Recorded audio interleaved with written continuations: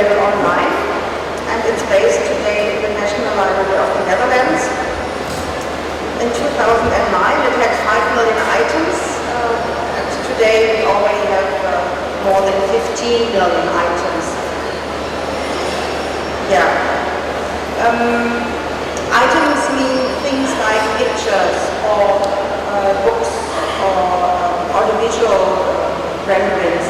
So everything you can find in there, and especially made for young people, an attractive way to discover European heritage. And as Europe has a lot of languages, this is done in 29 languages.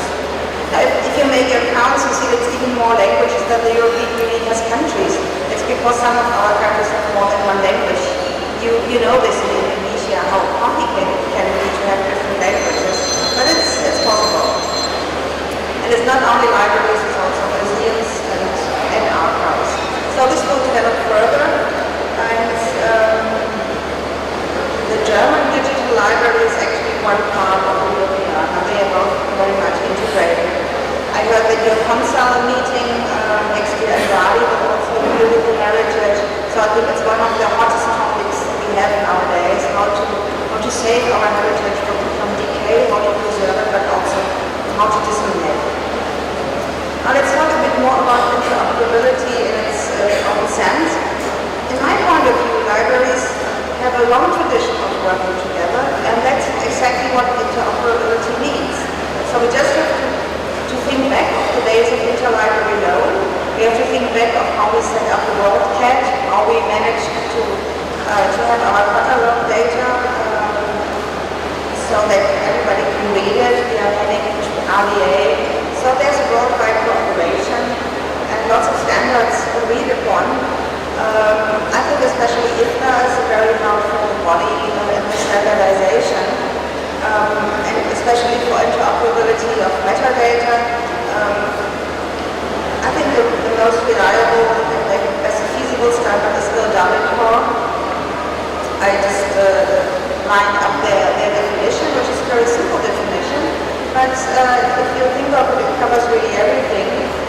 In Germany, we worked a lot with metadata according to Core, and now we are kind of developing some new standards for audiovisual and other things, but still Core is a kind of gold standard.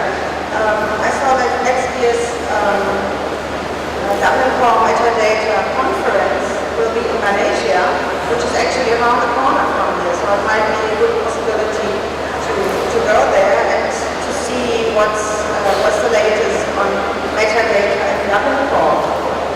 Now in Germany, we set up this Competence Center for Interoperable Metadata. It's a German website. You find their translations, training courses, best practice examples. It's done by 3 of the, I think biggest and most advanced libraries in this field. Göttingen, then of course the German National Library and the Max Planck Digital Library. The interesting thing is, if you are sitting in your library somewhere in Germany and want to know something about interoperability, there are actually people you can call. They are mentors. You can write an email and you can have all the information you need how to make metadata work for your institution. And I don't know if a center like this would be a good idea for other countries, but in Germany it works quite well. Also because we can include publishers in this discussion, and of course they are very important people when it comes to metadata. In Europe, there were several projects in this digital agenda which actually headed for better interoperability. One of the cooperation areas I already mentioned, Europeana. If you imagine to do one portal for heritage digitization artifacts from 27 countries, you have to care something for interoperability. So by doing the Europeana, we already forced ourselves to become more interoperable. The same happens now in the field of e-government. If we talk about complex climate models or health data, all this is not feasible without interoperability. And in this European Union project, where people from different countries work together on a daily basis, you learn to do it interoperable. This year there was a first digital agenda assembly. Again, this was done for the citizens of Europe to give an account of the results we have so far. Another field where interoperability is very necessary is long-term archiving. We have this Nestor, the Network for Long-Term Storage. Again, it's done as a kind of competence center. You can ask people, you can ask for training courses, you can ask to use the open source software and tools they develop for long-time storage. And so you develop an interoperability without especially money for it. More and more people taking these Nestor tools, and then it's interoperable anyway. So you have standardization on a national, European level, and also on international level, as the German standards are constantly updated with the international standards. So Nestor is also something that comes after one project. There's always continuation. Now this is the Alliance for Permanent Access that developed out of Nestor. On this day they opened their conference in London, and it's developed for development of a shared vision, framework and infrastructure for permanent access.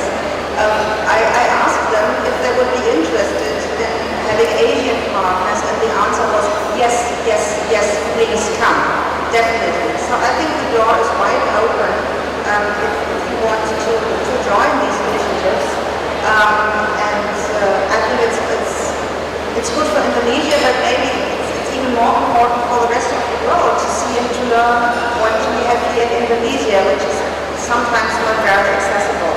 So I really would like to encourage more international cooperation in this field.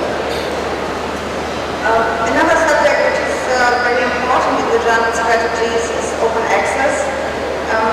The underlying idea is very easy. If the taxpayer pays for research, then everybody in the country should have access to it. And the best way to ensure this is to make open access repositories, to make open access journals.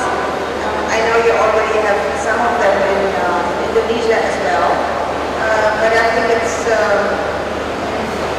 still a challenge to make even more things in open access. In 2003 we had the Berlin Declaration, where for the first time influential science institutions in Germany and Europe declared, yes, we want to go open access, that's our goal. And this declaration was adopted by over 300 organizations up to now. And just in the last days I saw that the Association of Research Libraries in the US also endorsed the Berlin Declaration. So as you did the first steps in the direction of open access, I think it might be worth to think of maybe a national policy and making sure that public money goes there for the public and it's not for anybody else without commercial interest. Following this Berlin Declaration, there are open access conferences every year. They are all called Berlin. It makes me very proud because it's my hometown. And now we are currently running as Berlin 9 in Washington. The conference before was in Beijing. And again, when I spoke to the organizers, they said, yes, we would like to go to Asia again. It shouldn't be limited to China. It would be great to find partners in Southeast Asia as well. So also the open access conference could take place in Indonesia if we decide to do so. Let me close with a few remarks about the Goethe Institute, because what we can do is actually make this expert exchange happen. We are Germany's global cultural institutions, and we are actually present around the world. My job, as you heard before, is to foster the exchange of librarians in Southeast Asia, Australia, and New Zealand. We have 3 institutes in Jakarta, Bangkok, and Surabaya, and we are doing our best to invite experts to Indonesia. Like this year we had a professor from Cologne. She did seminars about library information science curricula, and in this